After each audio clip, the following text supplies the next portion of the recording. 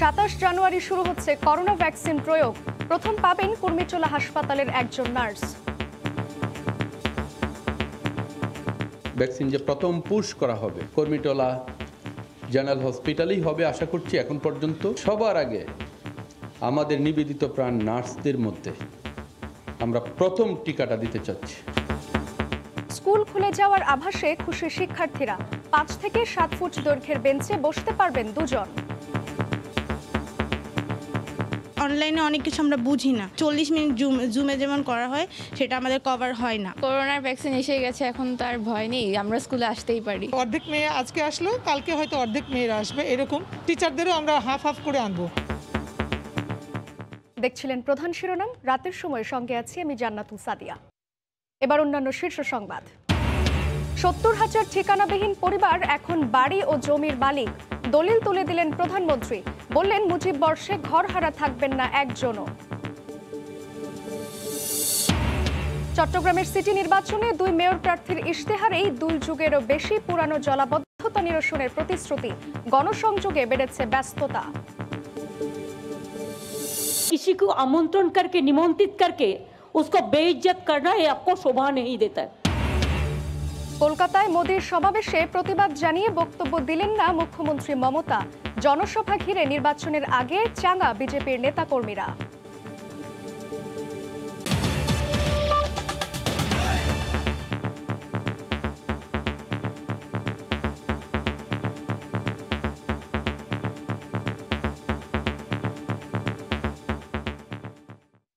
চলতি সপ্তাহে শুরু হচ্ছে দেশে কোভিড-19 টিকার প্রয়োগ। আগামী 27 জানুয়ারি কুর্মিটোলা জেনারেল হাসপাতালে 24 জনকে দেয়া হবে করোনার টিকা। আর প্রথম টিকা গ্রহণকারী হবেন কোভিড লড়াইয়ের সম্মুখ যোদ্ধা একজন নার্স। ভার্চুয়ালি উদ্বোধন করবেন প্রধানমন্ত্রী শেখ হাসিনা। এদিকে ভারত সরকারের 20 লাখ ডোজের বাইরে 2-1 দিনের মধ্যেই আসছে সেরাম ইনস্টিটিউট থেকে কেনা 50 লাখ ডোজের চালান। টিকা আসার হার বাড়তে থাকার সঙ্গে সঙ্গে এখন সংরক্ষণাগারের পরিধি বাড়ানোই বড় চ্যালেঞ্জ বলে মনে করছেন বিশেষজ্ঞরা। ফারুক ভুইয়া রবিনের রিপোর্ট। ভারত সরকারের পাঠানো উপহারের কোভিড টিকার 20 লাখ ডোজ এখন রাজধানীর তেজগাঁওয়ে ইপিআই স্টোরেজে। 2-1 দিনের মধ্যেই দেশে আসার কথা সেরাম ইনস্টিটিউট থেকে কেনা 50 লাখ ডোজের চালান। টিকা আসার পর থেকেই মানুষের আগ্রহের কেন্দ্রে কবে নাগাদ শুরু হবে এর প্রয়োগ। শনিবার রাজধানীতে এক অনুষ্ঠানে সে ধোঁয়াশা কাটালেন স্বাস্থ্য সচিব। জানান, বুধবার কুর্মিটোলা জেনারেল হাসপাতালে টিকা দেওয়া হবে বিভিন্ন শ্রেণী পেশার 24 জনকে। আর প্রথম টিকা নেয়া ব্যক্তি হবেন সম্মুখ সারির কোভিড যোদ্ধা একজন নার্স। একজন সাংবাদিক, একজন শিক্ষক, একজন ল এনফোর্সিং এজেন্সিস, একজন সাধারণ চাকরিজীবী, আমরা এরকম ভাগ ভাগ করেছি। প্রফেশনাল মুক্তিযোদ্ধা একজনকে, আমরা 24 জনকে দেওয়ার কথা বলছি, কিন্তু মাননীয় প্রধানমন্ত্রী 2-4 জনকে দিয়ে হয়তো উদ্বোধনটা করবেন। কিন্তু ফার্স্ট যাকে আমরা দেব তিনি হবেন আমাদের একজন সিস্টার, একজন গর্বিত তিনি সেবিকা নার্স। এর বাইরে রাজধানীর 4টি হাসপাতালে প্রাথমিকভাবে যে 400 থেকে 500 জনকে টিকা দেওয়ার পরিকল্পনা রয়েছে সেটিও 28 কিংবা 29 জানুয়ারি দেওয়া হবে বলে জানান স্বাস্থ্য সচিব। আর সারা দেশে টিকা দেওয়া শুরুর পরিকল্পনা রয়েছে ফেব্রুয়ারির প্রথম সপ্তাহে। এদিকে টিকা আসার সঙ্গে সঙ্গে বাড়ছে সংরক্ষণের চ্যালেঞ্জও। বিশেষজ্ঞরা মনে করেন, জরুরি ভিত্তিতে পদক্ষেপ নিলে টিকা সংরক্ষণ ব্যবস্থা ঢেলে সাজানো কঠিন কিছু নয়। কিছু কিছু ক্ষেত্রে হয়তো বা আইএলআর রিপ্লেস করতে হবে, কিছু কিছু ক্ষেত্রে রিপেয়ার জরুরি ভিত্তিতে করা দরকার। তার জন্য যেমন ধরেন অর্থ বরাদ্দ দরকার, প্রশাসনিক আদেশ জরুরি ভিত্তিতে দেওয়া দরকার, কার্যাদেশ জরুরি ভিত্তিতে দেওয়া দরকার। তাহলে এটা একেবারে অসম্ভব না। সরকারের কোভিড টিকা বিতরণ পরিকল্পনা অনুযায়ী ঢাকায় ইপিআই স্টোরেজে রাখা টিকা প্রথমে পাঠানো হবে বিভিন্ন জেলা ইপিআই স্টোরে, পরে সেখান থেকে উপজেলায় স্টোর হয়ে পাঠানো হবে টিকা কেন্দ্রে। ফারুক ভুঁইয়া রবিন, সময় সংবাদ, ঢাকা। সরকারি নির্দেশনা পাওয়ার পর শিক্ষা প্রতিষ্ঠান খোলার জন্য প্রয়োজনীয় প্রস্তুতি শুরু করে দিয়েছে কর্তৃপক্ষ। দীর্ঘদিন পর স্কুলে যাওয়ার খবর শুনে উৎফুল্ল শিক্ষার্থীরা। অভিভাবকদের চাওয়া, স্কুলে এসে স্বাস্থ্য সুরক্ষায় যেন নিরাপদ থাকে ছাত্রছাত্রীরা। সালাউদ্দিন সুমনের রিপোর্ট। প্রায় 10 মাস শ্রেণীকক্ষে পা পড়েনি শিক্ষার্থীদের, ধুলো জমে গেছে বেঞ্চে। শিক্ষাঙ্গন খুলে দেওয়ার জন্য প্রয়োজনীয় প্রস্তুতি নেওয়ার সরকারি নির্দেশনা পাওয়ার পর সবকিছু এখন ঝেড়ে মুছে এভাবেই পরিষ্কার করার তোড়জোড় শুরু হয়ে গেছে। বর্তমানে শিক্ষাঙ্গন বন্ধ থাকলেও ভর্তি কার্যক্রম ও বই বিতরণ চলছে। ভর্তি হতে কিংবা বই নিতে এসে স্কুল খোলার আভাস পেয়ে উচ্ছ্বসিত হয়ে ওঠে শিক্ষার্থীরা। সবার সাথে দেখা সাক্ষাৎ হবে, ঘরে বসে একা একা আর ভালো লাগে না। সামনাসামনি পড়ালেখা করতে পারবো। অনলাইনে অনেক কিছু আমরা বুঝি না, যেটা মানে 40 মিনিট জুমে যেমন করা হয় সেটা আমাদের কভার হয় না। এখন তো করোনার ভ্যাকসিন এসে গেছে, এখন তো আর ভয় নেই, আমরা স্কুলে আসতেই পারি। সরকারি নির্দেশনায় অভিভাবকরাও খুশি, তবে শিক্ষার্থীদের স্বাস্থ্য সুরক্ষা শতভাগ নিশ্চিতের তাগিদ তাদের। বাচ্চারা বাসায় থেকে থেকে একদম বোর ফিল করতেছে এবং স্কুলে আসতে চাচ্ছে, এবং ওইভাবেই সরকার বুঝিয়েই জিনিসটা করেছে। তা আশা করি যে খুললে বেটার হবে, খারাপ কিছু হবে না। করোনা যায়নি, করোনা এখনও আছে। এই করোনার মধ্যে যে বাচ্চারা যেভাবে নিরাপদ বাসায় যে ছিল, স্কুলে আসে সেরকম নিরাপদ থাকলে এটা যদি স্কুল কর্তৃপক্ষ যদি ভালোভাবে সিদ্ধান্ত নেয়, আমার মনে হয় খুব ভালো হবে। ইতিমধ্যে এ সংক্রান্ত গাইডলাইনও প্রকাশ করা হয়েছে। এতে বলা হয়েছে, সামাজিক দূরত্ব বজায় রাখতে বেঞ্চের দৈর্ঘ্য 5 ফুটের কম হলেই প্রতি বেঞ্চে একজন করেই বসতে পারবে। বেঞ্চের দৈর্ঘ্য 5 থেকে 7 ফুটের মধ্যে হলেই প্রতি বেঞ্চে 2 জন করে শিক্ষার্থী বসতে পারবে। তবে শিক্ষা প্রতিষ্ঠানের দায়িত্বশীলরা বলছেন, স্বাস্থ্যবিধি মেনে পাঠদানে সব ধরনের ব্যবস্থা নেওয়া হচ্ছে। একটি রুমে আমরা 20-25 জন বা 10-12 জনের বেশি বসাবো না। একদিন হয়তো একটি ক্লাস আসলো বা ওই ক্লাসের অর্ধেক মেয়ে আজকে আসলো, কালকে হয়তো অর্ধেক মেয়েরা আসবে, এরকম টিচারদেরও আমরা হাফ হাফ করে আনবো। করোনার কারণে গত বছরের 18ই মার্চ থেকে বন্ধ রয়েছে শিক্ষা প্রতিষ্ঠান। ফেব্রুয়ারি মাসের 4 তারিখের পর যে কোনো সময় খুলে দেওয়া হতে পারে স্কুল। আর এ কারণেই কিন্তু এই শিক্ষা প্রতিষ্ঠানগুলো এভাবেই পরিষ্কার পরিচ্ছন্ন করা হচ্ছে। এখন এই যে শুনশান বারান্দা দেখছেন, এই বারান্দা স্কুল খুলে দেওয়া হলে হয়তো শিক্ষার্থীদের কলকাকলিতে মুখর হয়ে উঠবে। সালাউদ্দিন সুমন, সময় সংবাদ, ঢাকা। হতদরিদ্র মানুষের আবাসন নিশ্চিত করার প্রক্রিয়ায় নতুন অধ্যায়ে পা রাখল দেশ। 70,000 গৃহহীন পরিবার এখন বাড়ি ও জমির মালিক। সকালে গণভবন থেকে ভিডিও কনফারেন্সের মাধ্যমে একযোগে 492 উপজেলায় এই কার্যক্রম উদ্বোধন করেন প্রধানমন্ত্রী। আরও 1 লাখ নতুন ঘর বানানোর কাজ শিগগিরই শুরু হবে জানিয়ে শেখ হাসিনা বলেন, মুজিব শতবর্ষে বঙ্গবন্ধুর স্বপ্ন পূরণই বড় উৎসব। খুলনার ডুমুরিয়া থেকে হারুনুর রশিদের ক্যামেরায় আরও জানাচ্ছেন দেবাশিস রায়। এ যেন বিস্তৃত বাংলায় জেগে ওঠা নতুন গ্রাম। বাহারি রঙের টিন শেড দিয়ে বানানো এসব সেমি পাকা নতুন বাড়ির বাসিন্দা হচ্ছেন সমাজের ছিন্নমূল হতদরিদ্র মানুষ। দেশের সব উপজেলায় একযোগে এমন 70,000 2 কক্ষ বিশিষ্ট বাড়ি নির্মাণে ঠিকানাবিহীন জনগোষ্ঠী খুঁজে পেলেন স্বপ্নের নিবাস। হতদরিদ্র মানুষের আবাসন নিশ্চিতের এই চ্যালেঞ্জিং উদ্যোগের প্রথম পর্যায়ে ঘর ও জমির দলিল আনুষ্ঠানিকভাবে বুঝিয়ে দেয়া হলো সুবিধাভোগীদের। শনিবার সকালে ভিডিও কনফারেন্সে খুলনার ডুমুরিয়ার মতো দেশের অন্য উপজেলাগুলোতেও একযোগে এই কার্যক্রম উদ্বোধন করেন প্রধানমন্ত্রী। ভালো উচ্চমানের আমরা ফ্ল্যাট তৈরি। ভার্চুয়াল আয়োজনে তিনি বলেন, জাতির পিতার স্বপ্নে দেশকে গড়ে তোলা হচ্ছে সবার জন্য। এদেশের মানুষের ভাগ্য পরিবর্তন করাটাই তো ছিল আমার বাবা বঙ্গবন্ধু মুজিবের একমাত্র লক্ষ্য। প্রত্যেকটা শ্রেণীর মানুষের জন্যই আমরা কাজ করে যাচ্ছি, যেন সবাই মানসম্মতভাবে বাঁচতে পারে। অতীতের সরকারগুলো গণতন্ত্রের নামে শোষণের কালো অধ্যায় রেখে গেছেন বলেও ক্ষোভ জানান শেখ হাসিনা। মানুষের ভাগ্য নিয়ে ছিনিমিনি খেলা যায়, কিভাবে এদেশের মানুষের সমস্ত অধিকারগুলি কেড়ে নেওয়া যায়, সেই কাজগুলি কিন্তু দীর্ঘ 21 বছর চলেছে। কারণ জিয়ার পরে এরশাদ এসেছে, এরশাদের পরে খালেদা জিয়া এসেছে, প্রত্যেকের একই চরিত্র। তিনি বলেন, মুজিব শতবর্ষে জাতির পিতার স্বপ্ন পূরণ করে মানুষের মুখে হাসি ফোটানোই লক্ষ্য সরকারের। এই মুজিব বর্ষ এবং স্বাধীনতার সুবর্ণ জয়ন্তীতে কোনো লোক গৃহহারা থাকবে না। গৃহহীন ভূমিহীন মানুষকে আমরা ঘর দিতে পারলাম, এর থেকে বড় উৎসব আর কিছু বাংলাদেশে হতে পারে না। আমরা আরও 1 লক্ষ ঘর খুব শিগগিরই আমাদের কাজ শুরু হবে। ভিডিও কনফারেন্সে উপকারভোগীদের কথা শোনেন সরকার প্রধান। কৃতজ্ঞতা জানান হতদরিদ্র মানুষ। গম্ভীরা আর ভাওয়াইয়ার সুরে শুভেচ্ছাও ছিল নান্দনিক।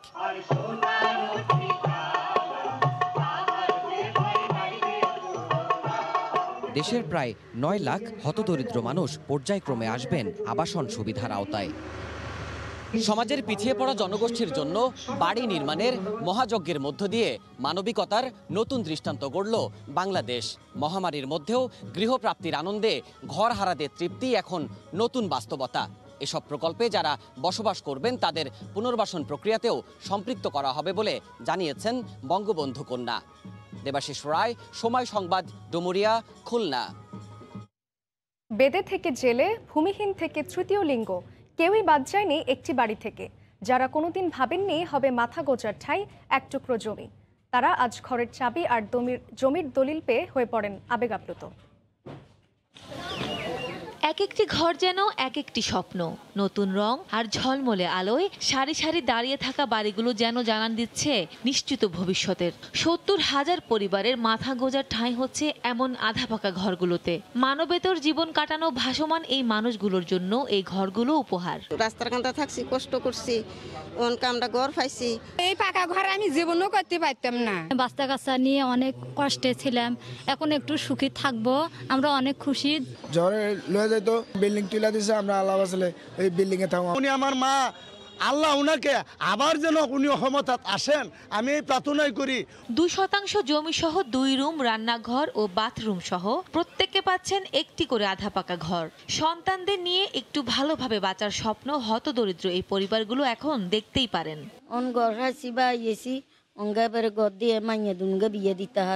আমার সন্তানটির মানুষ করার মতো একটা ব্যবস্থা করে দিয়েছে প্রধানমন্ত্রী, আমার অনেক ভালো লাগছে। জীবনে চিন্তা করছি না আমি একটা ঘর পাইয়াম।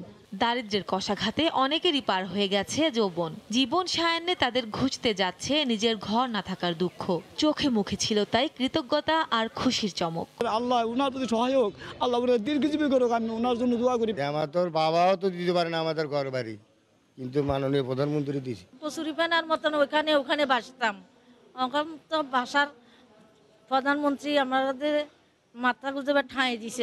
দলিত, বেদে, হরিজন, তৃতীয় লিঙ্গ কেউই বাদ যাচ্ছে না সরকারের এই আশ্রয়ণ প্রকল্প থেকে। সাদিয়া আফরিন, সময় সংবাদ। গত ২৬ বছর ধরে চট্টগ্রামে মেয়র প্রার্থীরা যে প্রতিশ্রুতি দিয়ে আসছিলেন, এবারও সিটি নির্বাচনে ইশতেহারে গুরুত্ব পেল সেই জলাবদ্ধতা নিরসন। আওয়ামী লীগ প্রার্থী রেজাউল করিম চৌধুরী ৩৭ দফা ইশতেহার ঘোষণা করলেও বিএনপি প্রার্থী ডাক্তার শাহাদাত হোসেন গুরুত্ব দিয়েছেন ৯টি বিষয়ের উপর।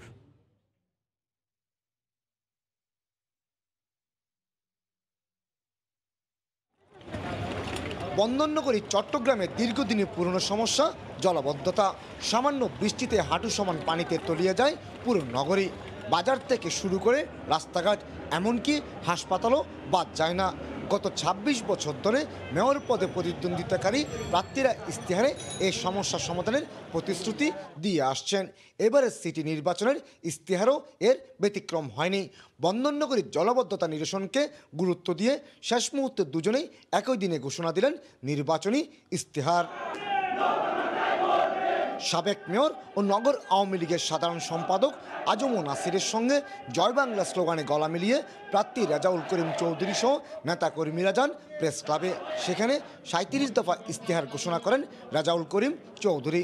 প্রথমে জলাবদ্ধতা নিরসনকে সর্বোচ্চ গুরুত্ব দিয়ে নির্বাচিত হলে প্রথম ১০০ দিনের রূপরেখা ঘোষণা করেন তিনি।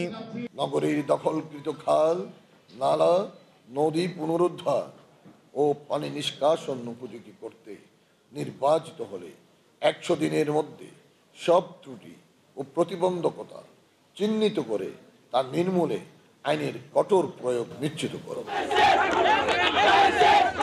এর আগে শনিবার সকালে নগরীর সাগরিকা এলাকায় গণসংযোগ করেন বিএনপি মনোনীত মেয়র প্রার্থী ডাক্তার শাহাদাত হোসেন। পরে একটি হোটেলে ৭ দফা নির্বাচনী ইশতেহার ঘোষণা করেন। শুধু জলাবদ্ধতা নিরসন নয়, দখল হওয়া খাল পুনরুদ্ধারে নানা পদক্ষেপের ঘোষণা দেন তিনি। শিক্ষা, স্বাস্থ্য, জীবন ও সম্পদের নিরাপত্তা, শহরের মধ্যে প্রবাহিত সকল খাল উদ্ধারপূর্বক খনন করে তা পানি চলাচলের ব্যবস্থা গ্রহণ করা হবে। জলাবদ্ধতা নিরসনে গত ২ বছর আগে ৫,৬০০ কোটি টাকা বরাদ্দ দিয়েছে সরকার, যার কাজ করছে চট্টগ্রাম উন্নয়ন কর্তৃপক্ষ, কিন্তু এখনো তার সুফল মিলছে না।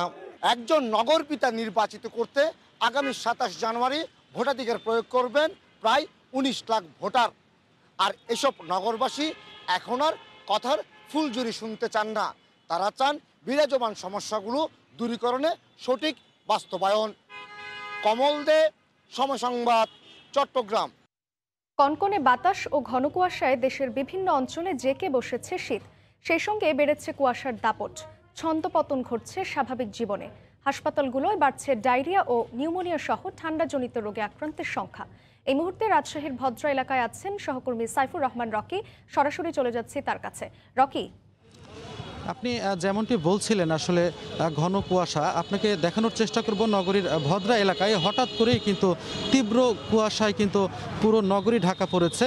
ঠিক এখন যে সমস্যাটি হচ্ছে, যানবাহন চালকদের সবচেয়ে বেশি সমস্যা হচ্ছে। তারা যেটি বলছেন যে আসলে এই তীব্র ঘন কুয়াশার কারণে তাদের যানবাহন চলাচলের ক্ষেত্রে নানা ধরনের সমস্যা হচ্ছে এবং ধীর গতিতে তাদের কিন্তু চলাচল করতে হচ্ছে। এতে করে গন্তব্য পৌঁছাতেও কিন্তু অনেক বেশি সময় লাগছে, পাশাপাশি তাদের দুর্ঘটনার ঝুঁকি কিন্তু অনেকাংশেই বৃদ্ধি পেয়েছে। আপনারা দেখছেন অনেকেই কিন্তু এখনও ঘরের বাইরে আছেন। যারা ঘরের বাইরে প্রয়োজনে এসেছেন তারা কিন্তু মোটা কাপড় চোপড় পরে, শীতবস্ত্র পরেই কিন্তু এসেছেন, কারণ কনকনে ঠান্ডা বাতাস আছে। এই কনকনে ঠান্ডা বাতাসের কারণে দুর্ভোগে পড়েছে নগরবাসী। শুধু নগরবাসী নয়, নগরীর যে ছিন্নমূল মানুষেরা আছে তাদেরও কিন্তু দুর্ভোগ চরম মাত্রায় পৌঁছেছে। তারা যেটি বলছেন, এই শীতের প্রকোপ বৃদ্ধি পাওয়ার কারণে তাদের যে স্বাভাবিক কাজকর্ম সেটি ব্যাঘাত ঘটছে। পাশাপাশি এই শীতের প্রকোপ বেড়ে যাওয়ায় অনেকেই কিন্তু খড়কুটো জ্বালিয়ে শীত নিবারণের চেষ্টা করছেন। পাশাপাশি আমরা বিভিন্ন হাসপাতাল ও ক্লিনিকগুলোতে দেখেছি ঠান্ডাজনিত রোগে আক্রান্ত রোগীর সংখ্যা কিন্তু বেড়েছে।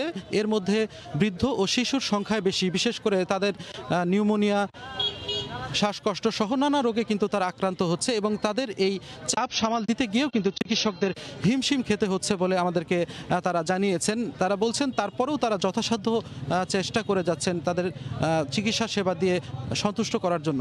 পাশাপাশি আপনাদের দেখানোর চেষ্টা করছি পুরো নগরী আসলে ভদ্রা মোড় এটি, কিন্তু এটি দেখে আসলে বোঝার উপায় নেই, এতটাই কুয়াশায় আচ্ছন্ন হয়ে পড়েছে এই পুরো মহানগর, যে কারণে আসলে সাধারণ মানুষ কিন্তু অনেক কমে গেছে কিছু সময়ের মধ্যে, কিছু সময়ের ব্যবধানে। যাদের প্রয়োজন শেষ হয়েছে তারা কিন্তু ঘরমুখী হয়েছেন, যারাও বের হয়েছেন তারা চাদর সহ মোটা পোশাক পরে বের হচ্ছে। পাশাপাশি আমরা বিভিন্ন পোশাকের দোকানে দেখেছি এই শীতের প্রকোপ বৃদ্ধি পাওয়ার কারণে তাদের কিন্তু সোয়েটার বা বিভিন্ন শীত বস্ত্রের বেচাকেনা কিন্তু অনেকাংশেই বৃদ্ধি পেয়েছে। কিন্তু আজ সারাদিন কিন্তু তেমনটি সূর্যের দেখা মেলেনি এবং হালকা কুয়াশা ছিল, তবে রাত 8:30 থেকে এই ঘন কুয়াশা কিন্তু পুরো আচ্ছন্ন হয়ে যেতে শুরু করেছে। তো সব মিলে আসলে নগরবাসীর এই ভোগান্তি এই শীতের প্রকোপ বৃদ্ধি পাওয়ার কারণে অনেক মাত্রায় বেড়েছে, এটি বলা যায়। এই ছিল আমার কাছে রাজশাহী থেকে শীতের তীব্রতা নিয়ে সর্বশেষ।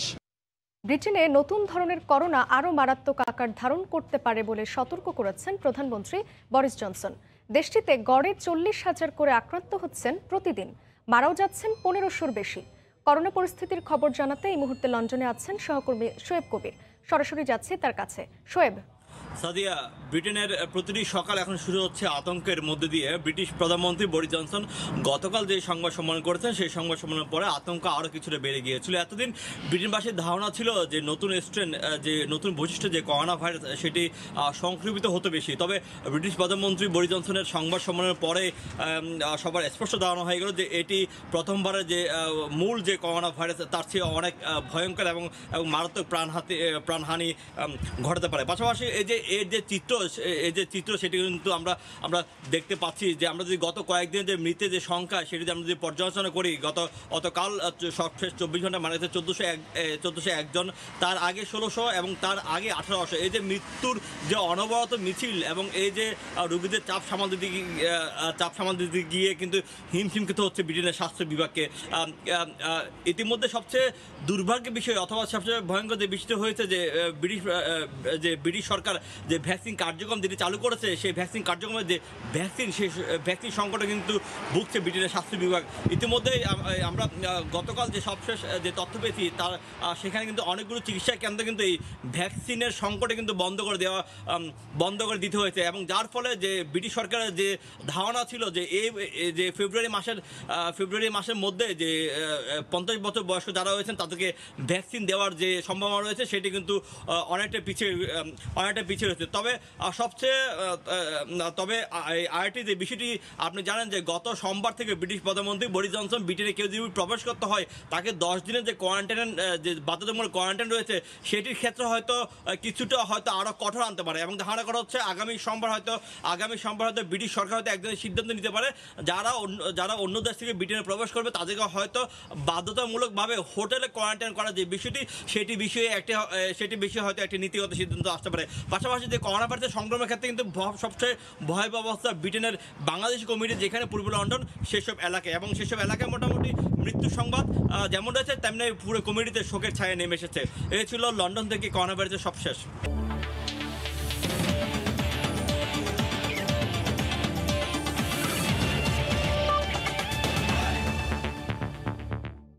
বাংলাদেশ উইন্ডিজ ওয়ানডে সিরিজের শেষ ম্যাচ খেলতে এখন চট্টগ্রামে দুই দল। দুপুর 12:40 শাহ আমানত বিমানবন্দরে পৌঁছায় বাংলাদেশ এবং উইন্ডিজ দলকে বহনকারী বিমানটি। এর আগে সকাল 10টার আগেই হোটেল ছাড়ে দু দলের ক্রিকেটাররা। শাহজালাল আন্তর্জাতিক বিমানবন্দরেও নির্ধারিত সময়ের আগে পৌঁছে যান তারা, কিন্তু আবহাওয়া খারাপ থাকায় পিছিয়ে যায় বাংলাদেশ বিমানের ফ্লাইট। পরে 12টার দিকে ঢাকা বিমানবন্দর থেকে চট্টগ্রামের উদ্দেশ্যে রওনা হয় ক্রিকেটারদের বহনকারী বিমানটি। চট্টগ্রামের জহুর আহমেদ চৌধুরী স্টেডিয়ামে আগামী সোমবার সিরিজের তৃতীয় ওয়ানডেতে মুখোমুখি হবে দু দল।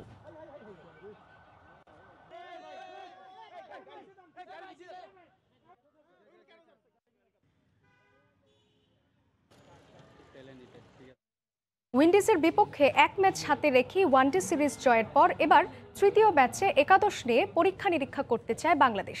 কয়েকজন তরুণকে এ ম্যাচে সুযোগ দিতে আগ্রহী টিম ম্যানেজমেন্ট। একাদশে পরিবর্তন আসতেই পারে, কিন্তু এমন কোনো পরিবর্তন আমরা আনতে চাই না যাতে করে কোনো কাউকে আন্ডার এস্টিমেট করার কোনো কারণ নেই। আমাদের এখন একটা ভালো টিম আছে। আগে প্লেয়ার একটা ইনজুর্ড হলে সাবস্টিটিউটকে খেলবে এই নিয়ে চিন্তায় ছিলাম। বিশ্বাস করেন এখন সিলেক্টর, কোচ, ক্যাপ্টেন চিন্তা করে পায় না কাকে বাদ দিবে, কারণ এত অপশন চলে এসছে প্রত্যেকটা প্লেয়ারের। দুটো ম্যাচ জিতে আমরা কিন্তু 20টা পয়েন্ট পেয়েছি। সো এই এক একটা match is very very important. কোনোটাকেই ছোট করে বা খাটো করে দেখার কোনো সুযোগ নেই। এ পর্যায়ে শীর্ষ সংবাদ জানিয়ে দিচ্ছি আরেকবার। 27 জানুয়ারি শুরু হচ্ছে করোনা টিকাদান। প্রথম পাবেন একজন নার্স। স্কুল খোলার আভাসে খুশি শিক্ষার্থীরা। 5 থেকে 7 ফুট দৈর্ঘ্যের বেঞ্চে বসবে দুজন। 70,000 ঠিকানাবিহীন পরিবার এখন বাড়ি ও জমির মালিক। দলিল তুলে দিলেন প্রধানমন্ত্রী। বললেন মুজিব বর্ষে ঘরহারা থাকবেন না একজনও। এবং চট্টগ্রামের সিটি নির্বাচনে 2 মেয়র প্রার্থীর ইশতেহারেই 2 যুগেরও বেশি পুরানো জলাবদ্ধতা নিরসনের প্রতিশ্রুতি। গণসংযোগে বেড়েছে ব্যস্ততা। এই ছিল রাতের সময়, সঙ্গে থাকুন সময়।